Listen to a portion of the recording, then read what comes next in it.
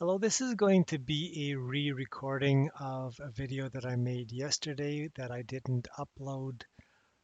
The other headset, microphone headset thing that I bought the other day, unfortunately, I tried every combination I could and it makes me sound completely stuffed up like I've got a cold. And I tried every setting I could. I can't get past it and it just drives me nuts and I'm sure it'll drive everybody else nuts. So I had to go back to the other headset that I have and I'll just have to swap it back and forth between the two computers that I have. So this is going to be the first video in a series of videos to show you the process of developing an application from scratch to fit a particular need. And I had the idea to build this, and I'll just link it later on to this other video that explains the purpose behind it. But at this point, let's just start developing the application.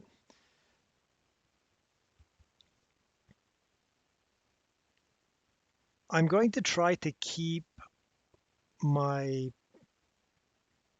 presentation, if you will, or my commentary as I'm programming in a relatively generic and non-Java sort of way. I'm just using Java as the programming language of choice, Maven as the build automation tool of choice because that's what we use at work. And of course, Eclipse as the integrated environment of choice because that's what we use at work. So basically, I'm just using the tools that I'm most familiar with. And I'll try to keep things relatively generic, although there will be a lot of bias towards these technologies. So the first thing that we need to do is we need to create a new Maven project.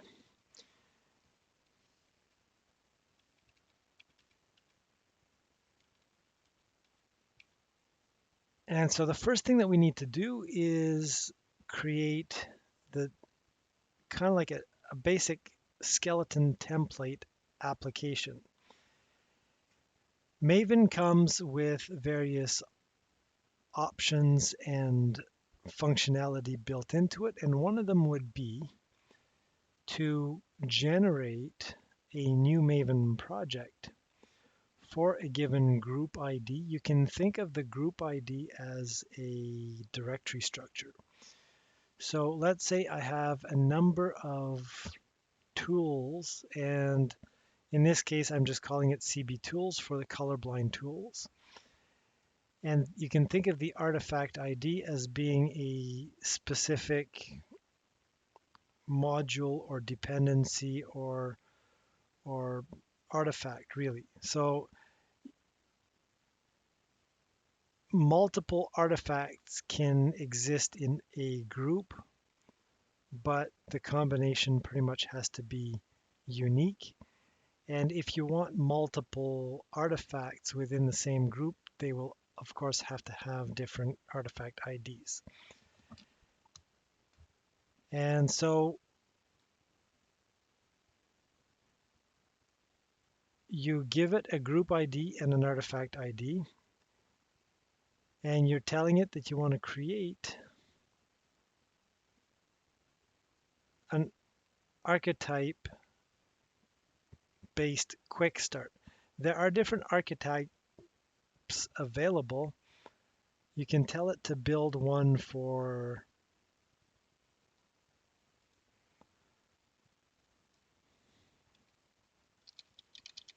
different Maven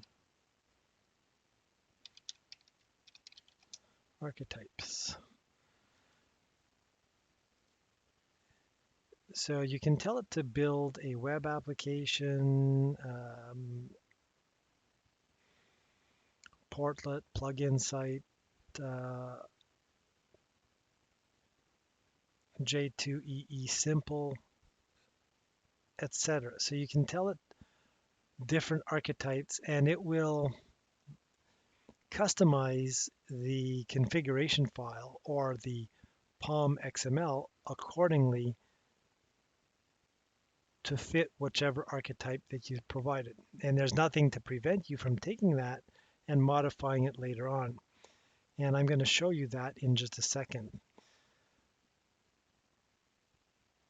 So Maven is one type of build automation tool, and there are others out there, and you might have heard of some of these other ones like Gradle, for example. So Gradle is another build automation tool, and it has a slightly different flavor, and it does various other functionality that Maven might not.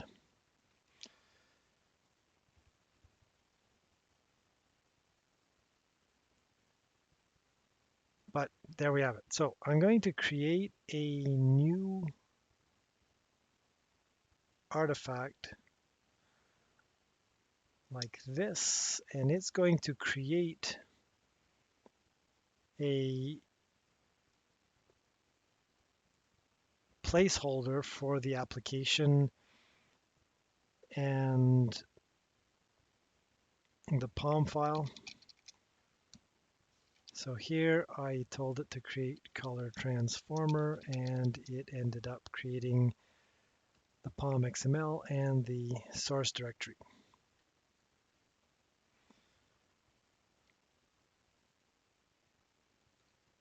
Maven can be built strictly on the command line, and to do that you would do something like Maven clean install or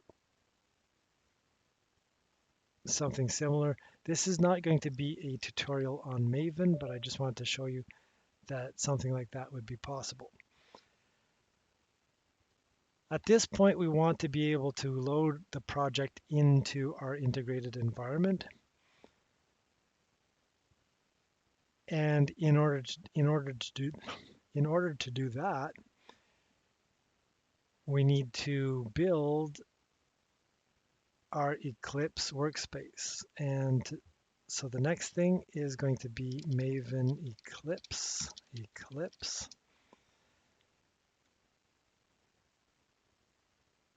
And that will create these files here. So now at this point, I can go in to Eclipse and import an existing workspace.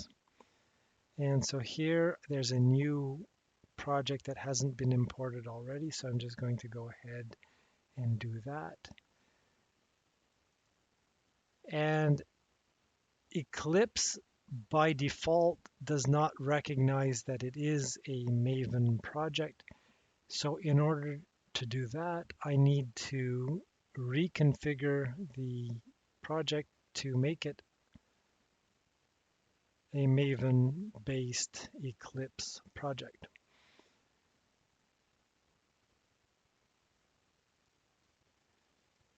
And this is just going to be an application stub. It's a hello world. I can run it, and all it's going to do at this point is just say hello world.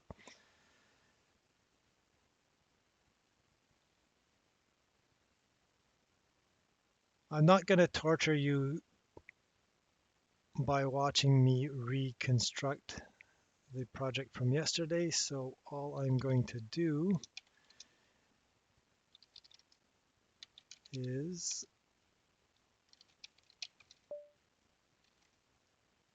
restore all of the files that I had done from yesterday, and then I will Maven update the project, and I'm going to force the update of snapshots and releases. I like to do that just for compatibility over the years. I found that older versions of Eclipse, as Maven was becoming more and more popular, it wasn't integrated into Eclipse. At the beginning, you had to load in all of these external plugins into Eclipse. And by doing that, I found that it was the most compatible across the various versions of Eclipse. And at this point, I now have something that will, oh, and I have one more thing to do, which would be to move the, oops, not this one, but move the test images into here. And then I'll just refresh if I'm completely blind, refresh my project again. I found a website that shows different colorblind patterns. You've probably seen some of them. It's usually a number made up of dots of different colors. And I just grabbed a few of them, and I'm going to be using those as test images going forward. So the way that I structured the application, the main app that has the class that has the main method becomes kind of like the entry point to the application.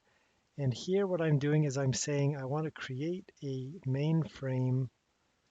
I want to instantiate the mainframe class, which is defined that I have defined over here. And I also need to copy this back over to here.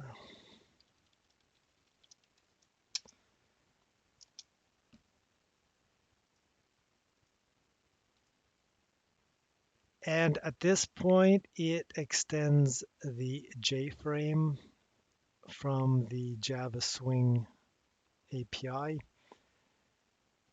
It will create a very basic file exit menu kind of thing. It will instantiate a canvas that I'm going to show you in just a second. It will load one of these sample test images, and then it will make itself visible. And the other class is a canvas, which is based on another JPanel. So I still have to rework this UI. I'm not sure how it's going to look, but I'm going to create a canvas on the west side and a console window so that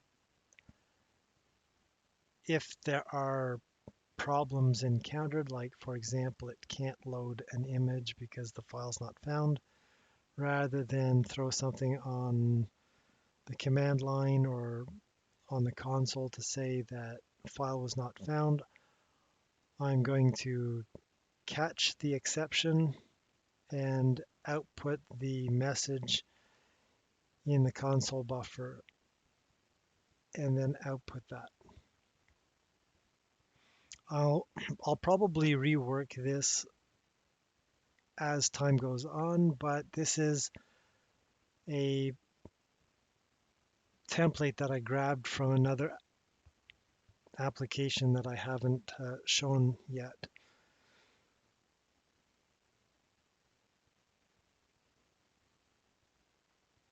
And the main thing that we have to focus at this point is I want to show the images on the left, both the original file that was loaded from the file on the file system, and then either to the right, depending on the aspect ratio, or underneath it.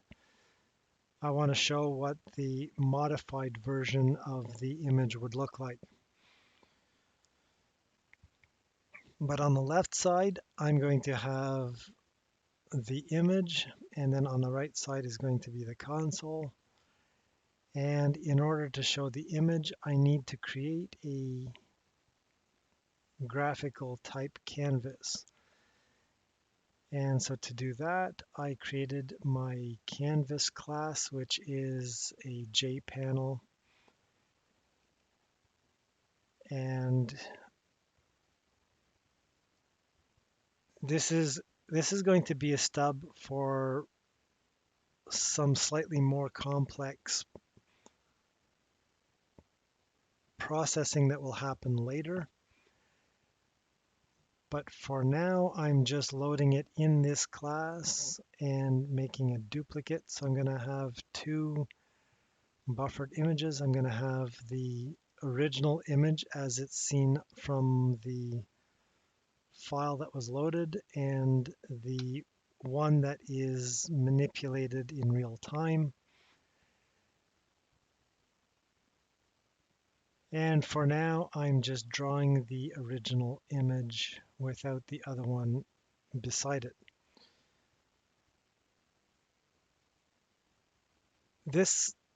The source code is going to be available. I'm going to put all of this on GitHub, so check the link in the description below for the Git repository where you can go and take a look at all of this.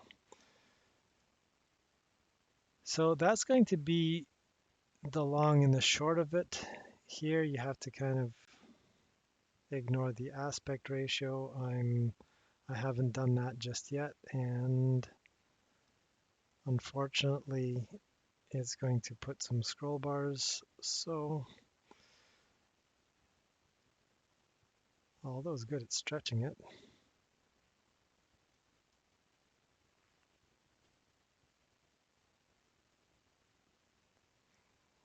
Vertically at least. So here you can see it's a number 6, and this would be one type of color blindness. So that's as far as I got programming wise. Now what I did do was I went and I found a Git repository that somebody said they found on GitHub. Somebody had done a colorblind simulator, and it's all that's written in JavaScript. But one thing that they have is they have a set of color matrices for the various different types of color blindness. And so somebody who's got no color blindness will see 100% of the red as red, 100% of the green as green, and 100% of the blue as blue. Somebody who is protanopia will see 56% of the red as red, 43% of the green as red. They will see 55% of the green as green, and they will see 44% of the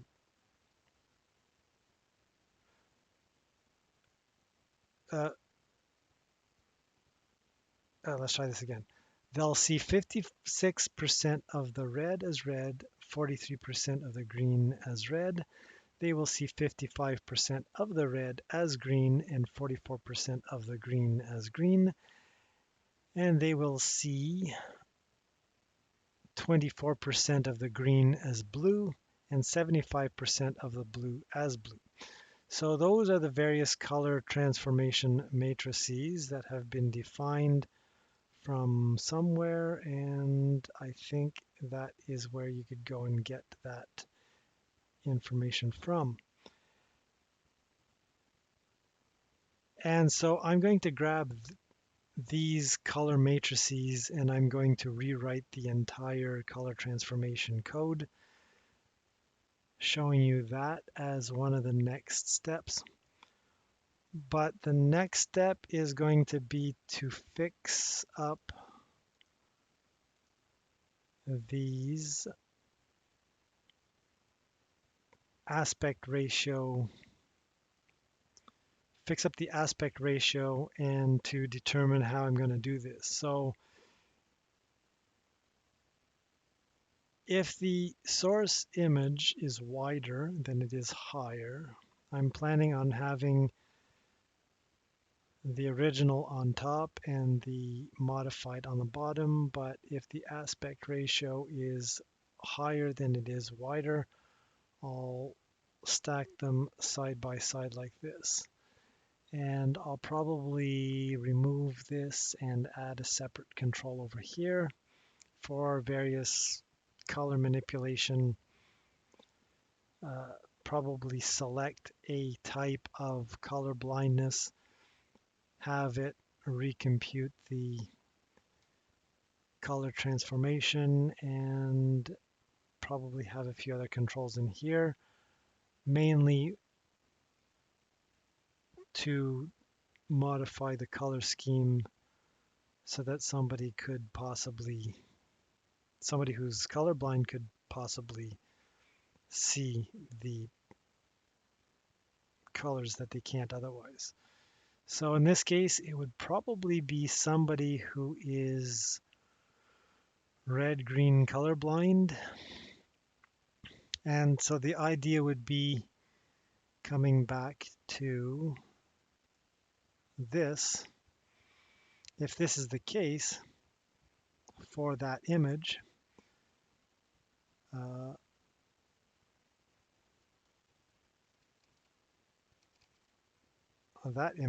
then the idea would be to swap out probably the red and the blue.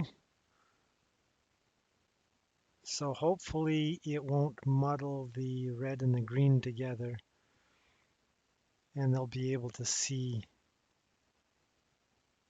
the red as blue and the blue as red, for example.